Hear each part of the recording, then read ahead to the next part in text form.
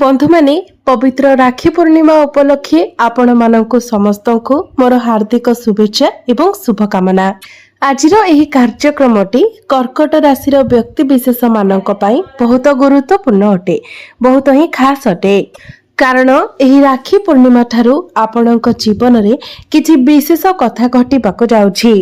एही राखी पूर्णिमा ठारू आपण निज जीवन रे किछि चमत्कार देखिबाको पाइबे। आपणकर भाग्य रे आपणकर क्यारियर रे एक सकारात्मक परिवर्तन आसीबाको जाउछि। एहा व्यतीत आहुरी किछि चमत्कार मध्य आपणक जीवन रे घटिबाको जाउछि। तेबे आपणक जीवन रे केउ सब घटना गुटिक घटिबाको जाउछि, केउ सब परिवर्तन गुडिक हेबाको जाउछि, से विषय रे जानिबा पई आपण माने भिडियोटी को शेष पर्यंत निश्चय देखंतु। बंधु माने आपणकर जो पारिवारिक समस्या लागि रहुथिला, आर्थिक समस्या लागि रहुथिला, क्यारियर रे आपणको बारंबार जो असफलता मिलुथिला, ए सब क्षेत्र रे किछि ना किछि परिवर्तन हेबाको जाउछि। तेबे बंधु माने आपणको जीवन रे एथि पई ए सब परिवर्तन गुडिक हेबाको जाउछि, कारण किछि प्रमुख ग्रह निजर राशि परिवर्तन करिबाको जाउछंती। एहार प्रभाव रे आपणक जीवन रे किछि सकारात्मक एवं किछि नकारात्मक घटना घटिबाको जाउछि। तेबे एही राखी पूर्णिमा ठारू आपणक जीवन रे केउ शुभ घटना गुडिक घटिबाको जाउछि एवं केउ अशुभ घटना गुडिक घटिबाको जाउछि, से विषय रे जानिबा पई आपण माने भिडियोटी को शेष पर्यंत निश्चय देखंतु। ए सब व्यस्तित आपणकर स्वास्थ्य, शिक्षा, प्रेम जीवन, वैवाहिक जीवन, भाग्य, क्यारियर एवं व्यापार वाणिज्यर स्थिति किपरि रहिबो एही राखी पूर्णिमा ठारू से विषय रे मध्य आजिर एही भिडियो रे आमे माने विस्तार भाबरे जानिबा। सेथि पई आपण माने भिडियोटी को शेष पर्यंत देखंतु एवं भिडियोटी को लाइक करी चैनलटी को सब्सक्राइब करि दियंतु। कमेंट बॉक्स रे भक्ति एवं श्रद्धार सहित जय श्री जगन्नाथ निश्चय लिखंतु।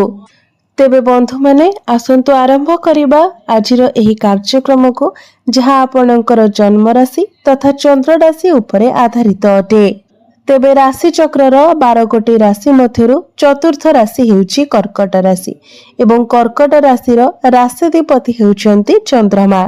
तेबे बंधु माने आपणको कुंडलीर प्रथम भावरे विराजमान अछंती बुध एवं सूर्य, द्वितीय भावरे विराजमान अछंती केतु, तृतीय भावरे विराजमान अछंती मंगल, अष्टम भावरे विराजमान अछंती राहु, नवम भावरे विराजमान अछंती शनि एवं आपणकर द्वादश भावरे विराजमान अछंती गुरु एवं शुक्र।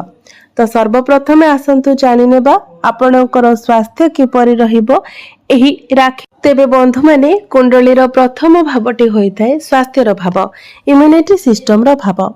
आपणक प्रथम भावर अधिपति हेउचंती चंद्रमा, जे कि प्रति 2 दिन रे निजर राशि परिवर्तन करिथांती। आपणकर प्रथम भावरे विराजमान अछंती बुध एवं सूर्य। आपणकर द्वादश भावरे विराजमान अछंती गुरु एवं शुक्र, मंगल मध्य आपणकर तृतीय भावरे अछंती। तो राखी पूर्णिमा परे आपणको टिके आपणक स्वास्थ्य प्रति विशेष जत्न रखिबार अछि। बृहस्पति द्वादश भावरे थिबा कारणरो इंडाइजेशन एवं स्टमक रिलेटेड किछि प्रॉब्लम देखा देई पारे।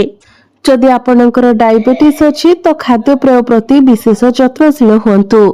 आपणको आपणकर खाद्य पेय प्रति विशेष जत्नशील रहिबार अछि, कारण आपणकर इम्यूनिटी सिस्टम डाउन रहिबो, जहा फଳରେ आपणक स्वास्थ्य खराब हेबार बहुत अधिक संभावना रहुछि। एबे आसंतु जानिबा आपणकर शिक्षा क्षेत्र किपरि रहिबो एही राखी पूर्णिमा ठारू। तो बंधु माने कुंडलीर पंचम भावटी होइताय शिक्षार भाव। आपणक पंचम भावर अधिपति हेउछंती मंगल, मंगल आपणकर तृतीय भावरे विराजमान अछंती। तेबे बंधु माने बुध आपणकर प्रथम भावरे अछंती। तो आपणकर बुद्धि बहुत भल रहिबो, आपणकर मेंटालिटी स्ट्रांग रहिबो, आपणकर माइंड मध्ये शार्प रहिबो। किंतु जेहेतु मंगल आपणकर तृतीय भावरे अछंती एवं गुरु आपणकर द्वादश भावरे अछंती, तेनु पाठ पढारे आपणकर सेतेटा मन लागिबो नाही। बुलाबुली सांग साथी मानक सहित आपण अधिक समय देबे। तो ए सब को आपणको कंट्रोल रे रखिबार अछि। आपणको निजर माइंड सेट करी पाठ पढारे मन देबार अछि। एबे आसंतु जानिबा आपणकर प्रेम जीवन किपरि रहिबो एही राखी पूर्णिमा ठारू। तेबे बंधु माने कुंडलीर पंचम भावटी आपणकर शिक्षार भाव हेबा सहित पंचम भावटी मध्ये होइथाय आपणक प्रेम जीवनर भाव। तो आपणक पंचम भावर अधिपति हेउछंती मंगल।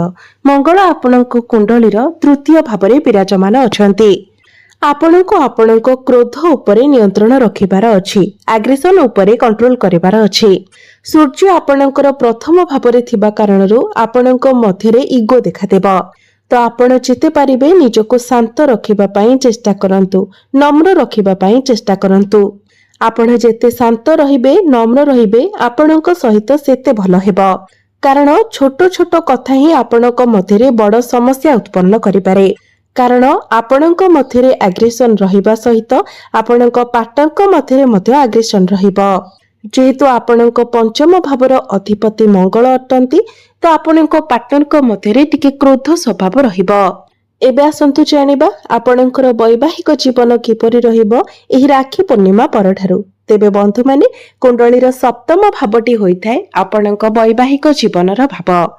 आपणक सप्तम भावर अधिपति हेउछंती शनि। शनि आपणक कुंडलीर नवम भावरे विराजमान अछंती। बुध एवं सूर्यंकर दृष्टि आपणकर सप्तम भाव उपरे रहुछि। तेबे वैवाहिक जीवन एही राखी पूर्णिमा ठारू आपणकर बहुत भल रहिबो। आपणकर जीवन साथींकर क्यारियर रे मध्य ग्रो आसीबो। जदि आपणक जीवन साथी निजर क्यारियर को नै किछि प्लानिंग करिसेंती तो निश्चित भाबरे सेथिरे तांको सफलता मिलिबो। पूर्वरु आपणकर वैवाहिक जीवन रे जहाँ भी किछि समस्या लागि रहितिला से सब किछि दूर होइजिबो। एबे आसंतु जानिबा सबुठारु महत्वपूर्ण विषय वस्तु आपणकर भाग्य, क्यारियर एवं व्यापार वाणिज्यर स्थिति किपरि रहिबो एही राखी पूर्णिमा ठारू। तेबे बंधु माने कुंडलीर नवम भावटी होइथाय भाग्यर भाव एवं दशम भावटी होइथाय क्यारियर भाव। आपणक नवम भावर अधिपति हेउछंती देवगुरु बृहस्पति। गुरु आपणक कुंडलीर द्वादश भावरे विराजमान अछंती। तेबे बंधु माने द्वादश भावटी को कुंडली रे भलो बोली माना जाय न थाए। द्वादश भावटी होइथाय खर्चर भाव। तेणु आपण जहाँ भी कार्य आरंभ करिवे प्रत्येक कार्य पूर्वरु आपणको बाधा विघ्नर सामना करबाको पड़िबो। प्रत्येक क्षेत्र रे किछि ना किछि समस्या आसीबो। कारण प्रथमे तो शनि आपणकर भाग्य स्थान रे विराजमान अछंती। शनि हेउछंती विलंबर कारक ग्रह। तेणु आपणको प्रत्येक कार्य रे विलंब हेबो। द्वितीय रे आपणकर नवम भावर अधिपति गुरु आपणकर द्वादश भावरे विराजमान अछंती। किंतु आपण जदि शांत होई निजर मन को स्थिर रखी कार्य करंती कार्य रे आपणको सफलता मध्य मिलिबो। विशेष करी जेतेबेले आपण किछि किणा बेका करूछंती, पैसा रिलेटेड किछि कारोबार करूछंती, किछि इन्वेस्टमेंट करूछंती, सेतेबेले आपण बहुत भाबी चिंता करी से सब रे आगको बढ़ंतु, नचेत आपण क्षति रे पड़ी पारंती। एबे आसंतु जानिबा आपणकर क्यारियर किपरि रहिबो एही राखी पूर्णिमा ठारू। तेबे बंधु माने कुंडलीर दशम भावटी होइथाय आपणकर क्यारियर भाव। तेबे क्यारियर को नेकी आपणको टिके अधिक भागदौड़ करबाको पड़ी पारे। निजर काम कार्य को नेकी आपणको दूर यात्रा करबाको पड़ी पारे। आपणको अधिक मार्केटिंग रो काम करबाको पड़ी पारे। नचेत जदि आपण ऑफिस रे रहुछंती तो आपणकर मन रे स्थिरता आसीबो नाही। आपणकर माइंड डाइवर्ट रहिबो। काम रे आपण सेतेटा फोकस करि परिबे नाही। कारण प्रथमे तो आपणकर भाग्य स्थान रे शनि बक्री अवस्था रे अछंती। द्वितीय रे मंगल आपणकर तृतीय भावरे अछंती। तेबे मंगल कन्या राशि रे गोचर करूछंती। पृथ्वी तत्व राशि रे अछंती। तेनु आपण आपणकर काम को बैलेंस करि नेबे। जदि आपणकर टार्गेट बेस काम रहिछि तो आपण निजर टार्गेट को अचीव करि नेबे। मात्र बेले बेले आपणकर माइंड बहुत डाइवर्ट रहिबो। तेबे जदि आपण चाकरी खोजुचंती चाकरी पाई किंतु समय आपणक पाई बहुत भल रहुछि। कारण सूर्य आपणकर द्वितीय भावरे गोचर करिवे। तेणु आपण चाकरी पाई निजर चेष्टा जारी रखंतु।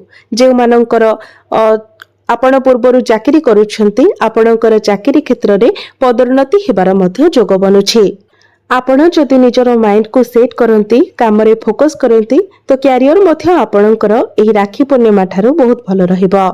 बिजनेस कथा जदि कहिबा बिजनेस आपणकर एही राखी पूर्णिमा पर ठारू बहुत भल रहिबो।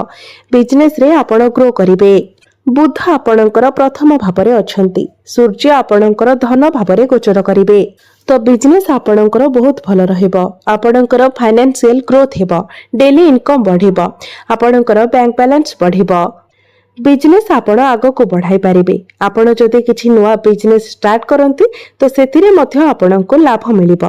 एबे आसंतु जानिबा किछि उपाय विषय जे उपाय गुड़िक करबा द्वारा आपणको अधिक मात्रा रे शुभ फल प्राप्ति हेबो एवं जहा किछि अशुभत्व रहुछि से गुड़िक खंडन होइजिबो। तेबे सेथिपाई प्रत्येक दिन संध्या समय आपण चंद्रमांकर बीज मंत्र 108 थर जप करंतु। प्रत्येक दिन ओम नमः शिवाय मंत्र 108 थर जप करंतु।